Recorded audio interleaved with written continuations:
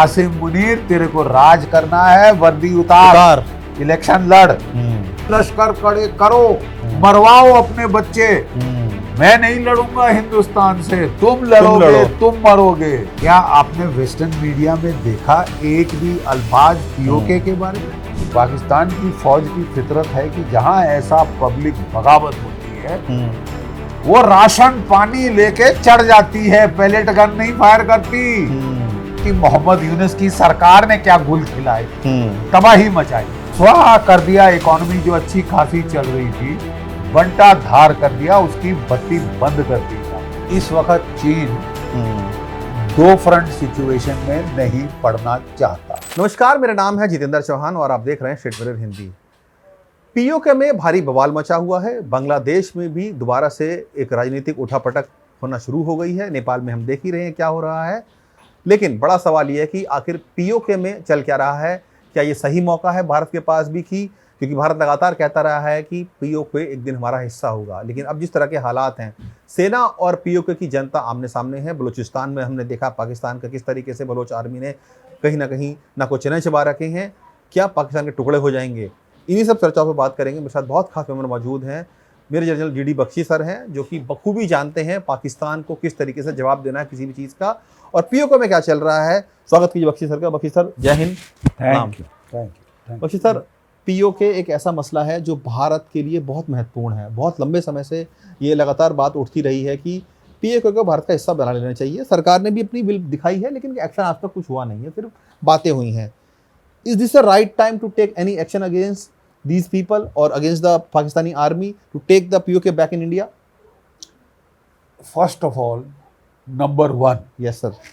PoK कानूनन भारत का हिस्सा है। महाराजा हरि सिंह ने 1947 में इंस्ट्रूमेंट ऑफ एक्सेशन साइन किया था, जिसके तहत तमाम जम्मू एंड कश्मीर की रियासत लीगली भारत को हैंड ओवर कर दी गई थी जी। ये पाकिस्तान ने अपने लश्कर भेजे, नॉर्थ वेस्ट फ्रंटियर प्रोविंस से खूंखार ट्राइब्स को रिक्रूट करके लाए, ट्रकों दिए 5000 कि जितना माल लूट सकते हो लूटो, जितनी औरतें उठा के ले जाना चाहते हो ले जाओ। बड़ी सुंदर औरतें हैं यहाँ जम्मू कश्मीर की, ठीक है। और इस दर्जे पे बुलाया। ये थी freedom struggle. I haven't heard of a freedom struggle जिसमें कि औरतों का रेप किया जाए और माल शाल लूट के ले जाया जाए। आप लश्कर भेजें वहां पे वो लूटपाट करने के लिए। और गिलगिट बाल्टिस्तान में तो अंग्रेजों ने मेजर जो था वहां पे स्काउट्स का, गिलगिट स्काउट्स का मेजर ब्राउन, उसने रिवोल्ट किया। महाराजा के रिप्रेजेंटेटिव ब्रिगेडियर घनसार सिंह को अरेस्ट किया और उठा के पाकिस्तान में मिला दिया। ठीक है हमारा हमेशा। वो लोग हमारे सिटीजन्स हैं, हमने उनके लिए सीटें रखी हैं अपनी पार्लियामेंट में, अपनी असेंबलीज में खाली रखी। बिल्कुल ठीक है, ये एक दिन हिस्सा बनेंगे, ये एक दिन हिस्सा बनेंगे। लेकिन क्या सर, मैं वही पूछ रहा हूँ, बहुत लंबा समय निकल गया सर बातें होते हुए, लेकिन जिस तरीके के अभी हालात पीओके में हैं और पाकिस्तान की आर्मी उनके सामने है, बिल्कुल सर, कत्लेआम हो रहा है, लोग सड़कों पर निकले हुए हैं, मुजस्समे लग रहे हैं सर, तकरीरें हो रही हैं बहुत बड़ी बड़ी। मैं वही सर, क्या ये सही समय है? भारत को कोई एक्शन लेना चाहिए? बिल्कुल लेना चाहिए, लेकिन क्यों बिल्कुल लेना चाहिए, बट आपको टाइमिंग देखनी होगी। ठीक है, क्या आपने ये जो कॉकरोच जनता पार्टी का बवाल सारी वेस्टर्न मीडिया में खड़ा है, क्या आपने वेस्टर्न मीडिया में देखा एक भी अल्फाज पीओके के बारे में? नहीं, वहां गदर नहीं हो रहा, वहां लोग बगावत नहीं कर रहे। बिल्कुल। और वो बगावत कर रहे हैं कि वो बोलते हैं हंगर लीड्स टू एंगर। रोटी कपड़ा मकान नहीं मिल रहा साहब, बिजली पानी नहीं मिल रही साहब, तो करे क्या? ठीक है, वहां पे सबसे अच्छी टिप्पणी इस चीज पे की है मौलाना फजलुर रहमान साहब। मैं नहीं कह रहा, पाकिस्तान का एक बड़ा मशहूर पॉलिटिशियन JFC के मौलाना डीजल, वो क्या कह रहा है साहब? वो कह रहा है आसिम मुनीर, तेरे को राज करना है, वर्दी उतार, इलेक्शन लड़। आसिम मुनीर, तैने वर्दी डाली है, लड़ाई के लिए तनख्वाह तुझे मिल रही है, लेकिन तू हम लोगों को, आम लोगों को बोल रहा है लश्कर खड़े करो, मरवाओ अपने बच्चे। मैं नहीं लड़ूंगा हिंदुस्तान से, तुम लड़ोगे, तुम मरोगे, गरीबों के बच्चे मरेंगे। ठीक है साहब, दोहरे मापदंड अपना रखे हैं। वो गरीब जो कि 2 रोज की रोटी नहीं नसीब हो रही था, और करे तो क्या करे? वहां का अगर जेन्युइन कॉज की आप बात कर रहे हैं, इससे ज्यादा जेन्युइन कॉज आपको कहाँ मिलेगा? वो लोग कह रहे हैं साहब देखो बॉर्डर के पार 2 रोज की रोटी मिल रही है, अच्छे खा पी रहे हैं, टूरिज्म आ रही है, सब कुछ है। कहाँ उनका देखो खुशहाली में वो जा रहे हैं, और हमारी हालत देखो। ठीक है, प्रॉब्लम पता क्या है? और इंटरवेंशन अगर आप सोच भी रहे हैं तो एक तबका भारत में ये है, वो कहता है ये अपने आप खुद चल कर आएंगे, कि ये कलर रेवोल्यूशन जैसी हो जाएगी, ये खुद चलकर बोलेंगे भारत में आना। तो पॉसिबल लगता सर आपको? माफ कीजिए, नहीं लगता, नहीं लगता।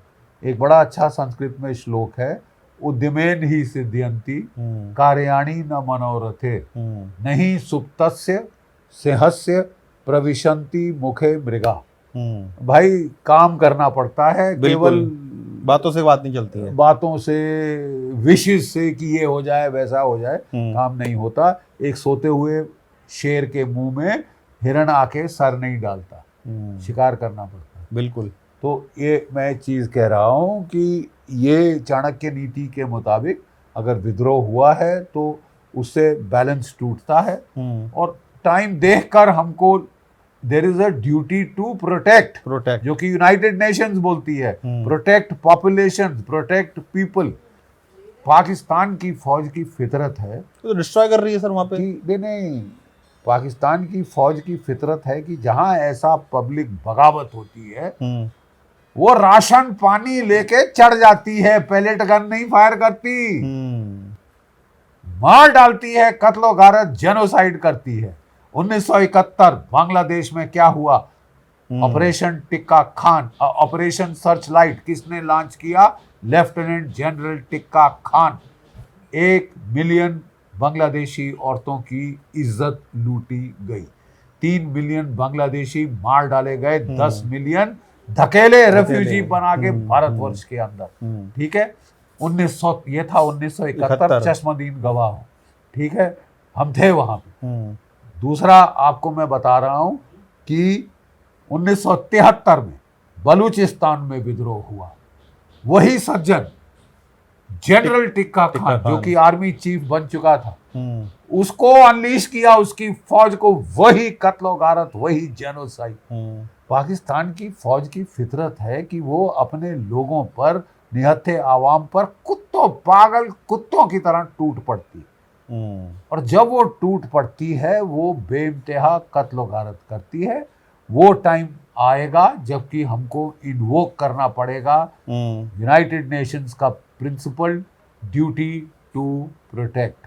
सर लेकिन जिस तरीके के अभी हालात हैं, सब जानते हैं बड़े नाजुक हालात बने हुए हैं पीओके में, जो पाकिस्तान भी सर 2-3 फ्रंट पे घिरा हुआ है, चाहे बलूचिस्तान की बात कर ली जाए या खैबर पख्तूनख्वा की बात कर ली जाए, इधर पीओके में पूरी तरह से उलझा हुआ है।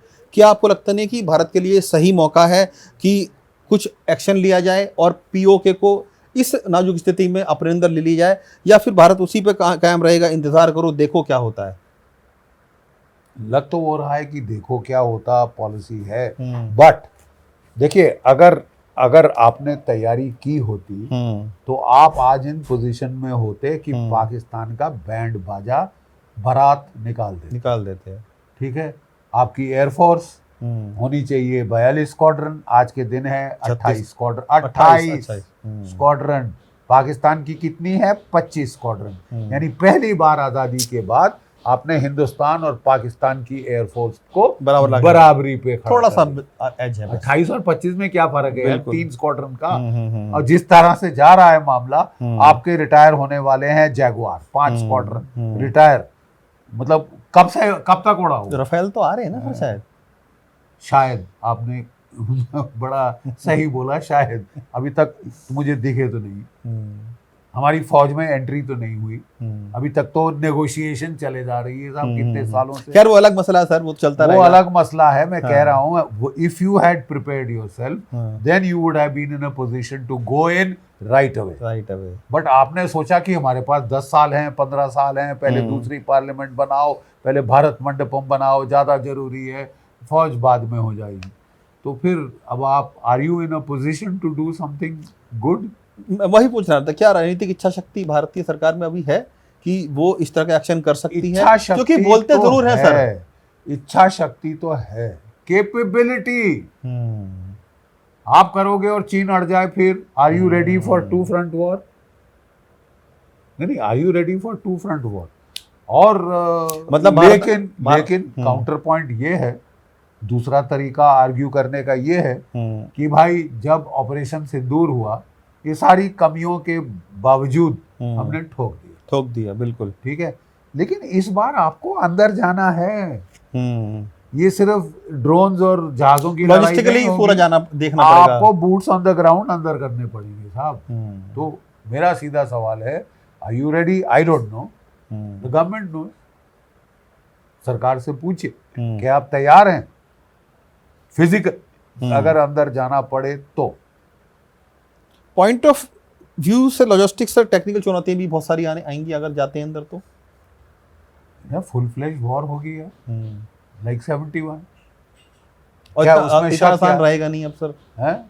जब यूक्रेन जैसा ये आपके लिए मौका है या था कि भाई आप फॉर हमेशा के लिए खत्म कर देते, ये जड़ से उखाड़ देते, ये बला, ये मर्ज की दवा निकाल देते पूरी, ठीक है ना।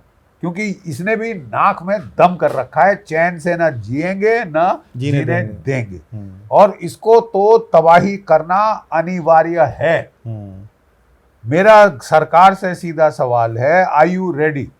How much time will you take to be ready for putting boots on ground? हवाई हमलों से, पीओके में हवाई हमलों से जहां मर्जी, बलूचिस्तान में क्यों नहीं? वहां के लोगों ने आजादी डिक्लेयर कर दी, you can recognize them, you have the legal right to recognize them, yes, take it to the UN, take it to this thing and then follow it up on the ground. मतलब कुल मिलाकर सकते हैं कि चुनौतीपूर्ण हालात है sir Pakistan में, लेकिन क्या होगा भविष्य की करते हैं अभी पता नहीं है कुछ। अभी it is all a toss up, क्या होगा, बहुत कुछ हो सकता है सर। वहीं अगर बांग्लादेश पे अगर आए, सरकार भले ही नहीं बन गई है वहाँ पर, और शेख हसीना जो कि पूर्व प्रधानमंत्री हैं वहाँ की, वो भारत से अभी भी असाइलम लेके बैठी हैं सर, उनको यहाँ पे राजनीतिक शरण दी हुई है, लेकिन चर्चा ऐसी आ रही है कि वो जल्दी ही बांग्लादेश लौटेंगी।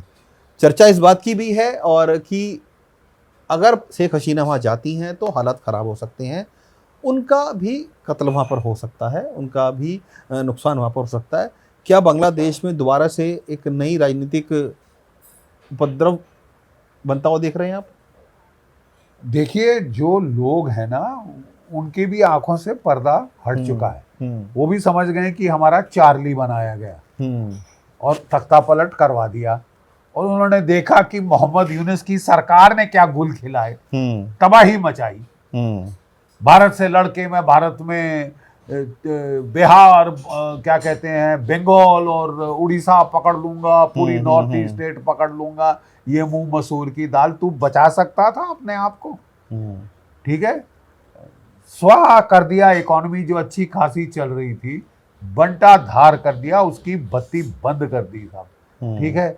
अब वो लोग भी कह रहे हैं कि यार तो अवामी लीग अच्छी थी। तो अगर ऐसा माहौल वहां पे आता है तब हाँ, हसीना वाजेद को हम जाने दे सकते हैं, बशर्ते कि वहां की सरकार ये लॉ एंड ऑर्डर सिचुएशन को इंश्योर करे। We will not send that poor lady to be slaughtered, murdered by goons. गुंडे मवालियों के हाथ थोड़ी ना, कुत्तों के, भेड़ियों के हाथ थोड़ी ना उनको भेजा जाएगा। मतलब इसकी पॉसिबिलिटी नजर आती है सर आपको, जिस तरह के हालात हैं? हाँ, जिस तरह के हालात हैं, बांग्लादेश के लोग फैसला करेंगे कि यार इससे अच्छी तो अवामी लीग थी, ये तो लुटेरे खुसहेट से सबसे बड़े तो ये हैं। क्या आपको लगता है सिर्फ बांग्लादेश हमारी एक कूटनीतिक चूक हो गई है सर? नहीं, चूक नहीं होती तो क्या मैडम, जिस दिन मैडम हसीना वाजिद को वहां से भागना पड़ा, शेख हसीना, चूक तो शेख हसीना को वहां से भागना पड़ा, तो हमारी चूक तो हो ही गई। उसमें शक क्या है, सवाल क्या है, where is the doubt?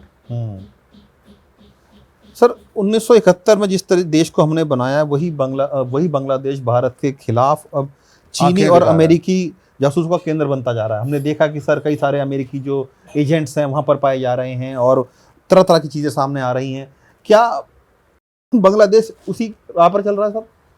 East Pakistan हमारे नॉर्थ ईस्ट राज्यों में क्या कहते हैं, वो हस्तक्षेप करने बेस था। पाकिस्तान की एसएसजी, उनका मेजर मुशर्रफ वहां पे पोस्टेड था, तभी पाकिस्तान ईस्ट पाकिस्तान का खात्मा करना पड़ा, बिल्कुल, क्योंकि फसाद की जड़ थी। अब फिर वहां पे अमेरिकन ने तख्ता पलट करा के वही रजाकार कुत्ते जो कि औरतें सप्लाई कर रहे थे पाकिस्तान की फौज को, बंगाली औरतें, उनको वापस लाए हैं। अब उनको वहां के आवाम ने बोला हमें नहीं चाहिए आप जाइए वाशिंगटन, मोहम्मद यूनुस, वाशिंगटन आपकी जगह है, वहां रहिए। लेकिन अभी की जो स्थिति है सर, लग रहा है कि कई सारे जो एजेंट्स हैं वहां बैठे हुए हैं, चीन भी अपना दखलंदाजी कर रहा है। बिल्कुल, क्या जो पूरी सच्चाई क्या है सर? जो बीएनपी पार्टी आई है, पहले तो हमको खुशी है कि जमायते इस्लामी नहीं आई। हाँ, और ये लोग नहीं आए, लोगों ने बोल दिया, वहां के लोगों ने बोल दिया कि हम आईएसआई के चमचे नहीं है। हमने उनको उठा के बाहर फेंका था पाकिस्तानियों को, तुम वापस नहीं ला सकते, 2 टके के बज़ात लोग तुम वापस नहीं ला सकते, ठीक है। वो तो वहां की जनता ने बोल दिया, और वो बोला भी जो है, अवामी लीग को इलेक्शन नहीं लड़ने दी गई, इसीलिए बीएनपी पार्टी पूरी आई है। लड़ने दिया गया होता तो शायद वो लोग वापस ले आते। बिल्कुल, सबसे बड़ी पार्टी है अभी भी वहां पे। तो अब देखना यह है कि थोड़ा आंखों से पर्दे गिर जाने दो। क्या सर बांग्लादेश को लेकर हमारी जो इंटेलिजेंस एजेंसीज हैं उनसे भी कुछ खामी हुई है कि समझने में गलती कर दी कि जो बदलती हवा है उसको भांपने में नाकाम रहे सर? भाई देखिए, इंटेलिजेंस एजेंसीज का टास्क है कि वो आने वाली चीजों के होने के पहले असेसमेंट कर ले, उनका असेसमेंट करें, एक्शन करें, ना सिर्फ असेसमेंट करें, एक्शन भी करें।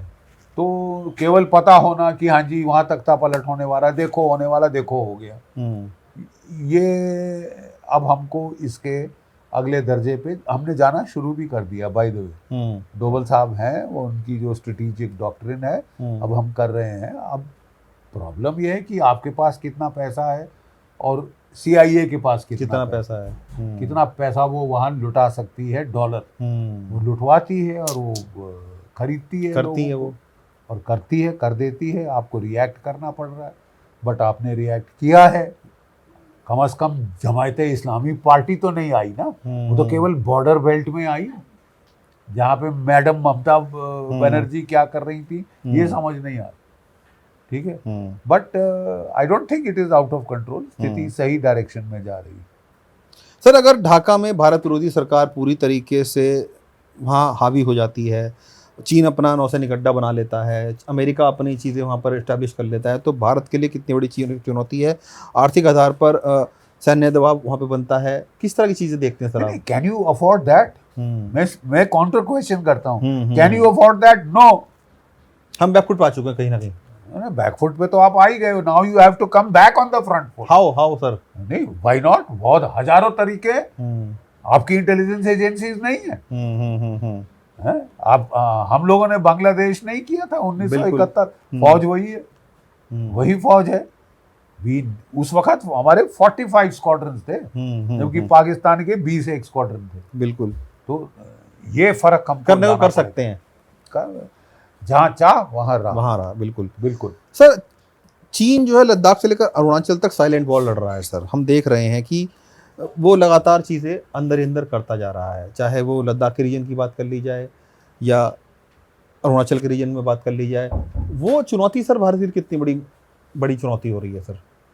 या बांग्लादेश में तो कर ही रहा है, वो नेपाल में कर ही रहा है।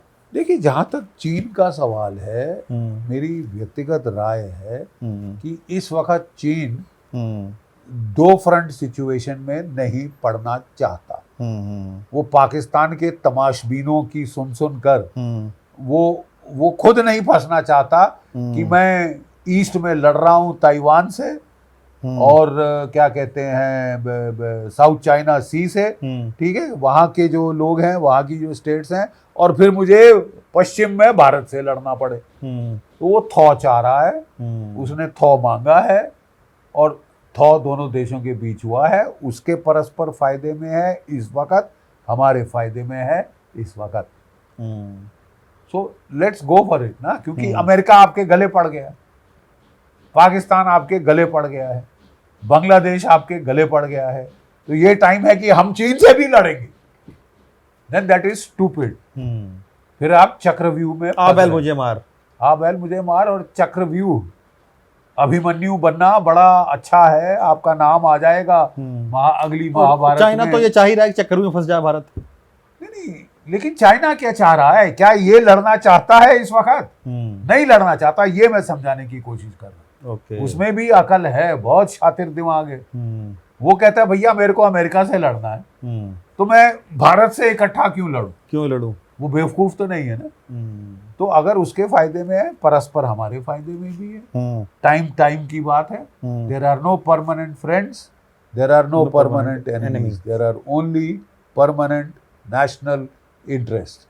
जय भारत, जय हिंद। सर आखिरी सवाल है मेरा, ये किसी को चाइना को लेकर ही है कि 2002 में जब 2020 में सब गलवान जब हुआ था, उसके बाद हमने कहा था कि हमने उनको चाइना को पीछे धकेल दिया है, और LAC पर और हम देख रहे हैं, क्योंकि बहुत सारी बातचीत नहीं हो रही थी, अगले साल शी जिनपिंग साहब भारत भी आ रहे हैं।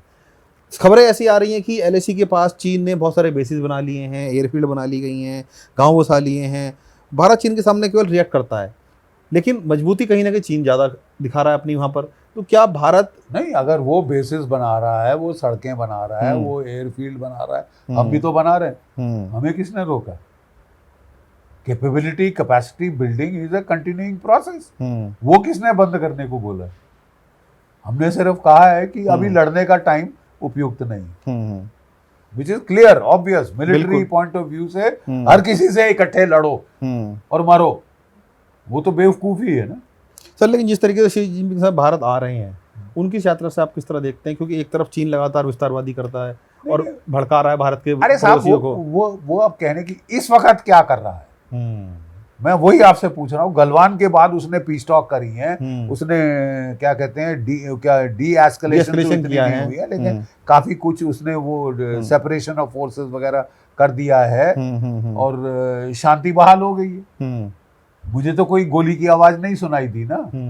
अगर और किसी को सुनाई दी है तो बता दे। क्योंकि सर चीन वो देश है, जब पिछली बार शी जिनपिंग साहब यहाँ पे आए थे, हमने देखा था कि अहमदाबाद में किस तरीके से झूला झुलाया गया, उनके बहुत बड़े प्रोग्राम किए गए, ठीक उसके बाद ही गलवान हो गया था सर। हाँ, भरोसा तो हमने गलवान का जवाब दे दिया। क्या भरोसा करने लायक है सर? अभी भी स्थिति बनी हुई है कि भारत ट्रस्ट करे उनको, यहाँ आ रहे हैं? नहीं, अब वो कह रहे हैं और हम देख रहे हैं कि भाई स्थिति, हम बातचीत में नहीं जा रहे, हम जमीन पे, हम कथनी पे नहीं जा रहे, करनी पे जा रहे हैं। करनी अभी तक शांत है, तो फिर नहीं जबरन हमको तो चीन से लड़ना है क्योंकि हम अमेरिका को खुश करना चाहते हैं। अमेरिका तुम्हारी ऐसी तैसी कर रहा है साला, ऐसी तैसी कर रहा है। यहाँ श्रीलंका में गदर, बंगाल में गदर, बांग्लादेश में गदर और नेपाल में गदर, अब कॉकरोच पार्टी का गदर तुमको पैसे खा के जेट इंजन नहीं दे रहा, आमका की अड़ंगी लगा रहा है, जो कुछ जितना नुकसान हो सकता है कर रहा है, कुकी लैंड बना रहा है। अब आप बोलो नहीं साहब हम तो उसके गले लगेंगे, हम तेरे लिए चीन से लड़ेंगे, खुश ताली बजा। चीन आज की डेट में हमारे लिए खतरा नहीं है सर। आज की देश में चीन आपसे थॉ चाहता है। थॉ क्या सर, थोड़ा समझाइए, मैं समझना चाह रहा हूँ। थॉ का मतलब वो चाहता है कि लड़ाई बंद रहे, मतलब स्टेबिलिटी रहे, शांति रहे। अगर उसके इंटरेस्ट में हमारे इंटरेस्ट भी है, खासकर अगर हमको अमेरिका उंगली देना शुरू हो गया तो हम सबसे नहीं जी, हम तो सबसे लड़ेंगे, इकट्ठे लड़ेंगे, इकट्ठे ताकि पिटे। तो तुम गधे हो और गधे पिटते हैं। बिल्कुल, शुक्रिया बख्शी सर पूरी जानकारी देने के लिए, शेयर करने के लिए। तो बताया बख्शी सर ने कि पीओके में क्या हालात हैं। अभी भारत की जो नीति है कि हाँ वेट करेंगे, वॉच करेंगे, और जो हालात बने हुए हैं हो सकता है कि वहाँ के लोग खुद भारत में शामिल होने की बात कह दें, और पाकिस्तान को कहीं ना कहीं विद्रोह जो सामने आ रखा है, पाकिस्तान को भी कहीं ना कहीं धूल चटा दें। वहीं अगर हम बांग्लादेश की बात करें तो शेख हसीना अगर वहाँ जाती हैं तो इस बात में भी शायद शंका है कि हाँ, उनका कत्लेआम वहाँ पर हो सकता है। तो तमाम चीज़ों को लेकर बख्शी साहब ने जानकारी दी है, साझा की है, हमसे समझाया है कि किस तरीके से भारत के चारों तरफ गतिविधियाँ चल रही हैं, परेशान जरूर कर रही हैं, लेकिन भारत अंदर से बेहद मजबूत है और भविष्य में कहीं ना कहीं चीज़ें लगातार ठीक होती रहेंगी।